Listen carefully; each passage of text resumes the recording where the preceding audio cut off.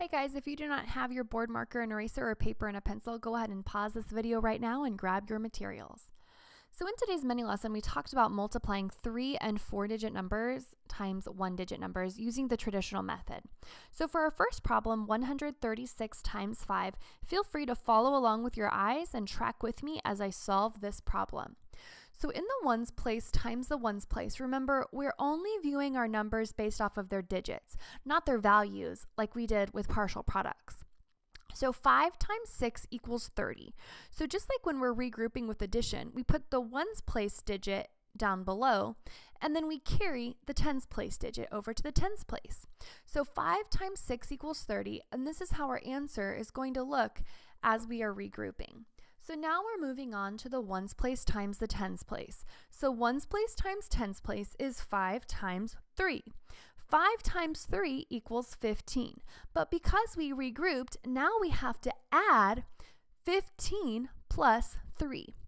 15 plus 3 equals 18. So we put our 8 down below, and then we carry our 1.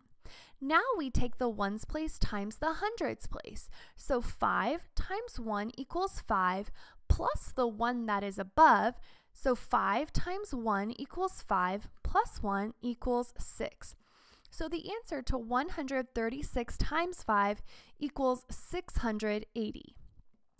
Next, we're going to move on, and I would like for you to please write on your board or your piece of paper 567 times 3.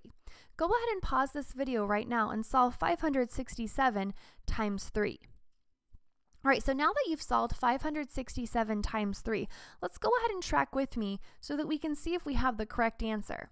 So ones place times ones place is 3 times 7. The answer to 3 times 7 is 21. We put our 1 down below and we write our 2 above the tens place. Next, we have ones place times tens place. 3 times 6 equals 18 plus the 2 that we've regrouped, so 18 plus 2 equals 20. Our 0 goes down below, and we carry our 2 digit to the hundreds place. Next, we're multiplying the ones place times the hundreds place. So 3 times 5 equals 15 plus 2 equals 17. So the answer to 567 times 3 equals 1,701. Now we're going to move on to 4-digit by 1-digit numbers. So I would like for you to please write 5,903 times 7 on your board or your piece of paper. Go ahead and pause this video and solve 5,903 times 7. All right, so now that you've solved 5,903 times 7, let's go ahead and check our answers. So first we take the ones place times the ones place. So 7 times 3 equals 21. Our 1 goes down below, and then we carry our 2. Next, we're taking the ones place times the tens place. So 7 times 0 equals 0. But because we regrouped, we still have to add 0 plus 2. So 7 times 0 equals 0, and 0 plus 2 equals 2. So we did not have to regroup anything, but that's okay. We still have to move on to the ones place times the hundreds place. So 7 times 9 equals 63. So our 3 goes down below, and we carry our 6. Next, we're moving on, and we're multiplying the ones place times the thousands place.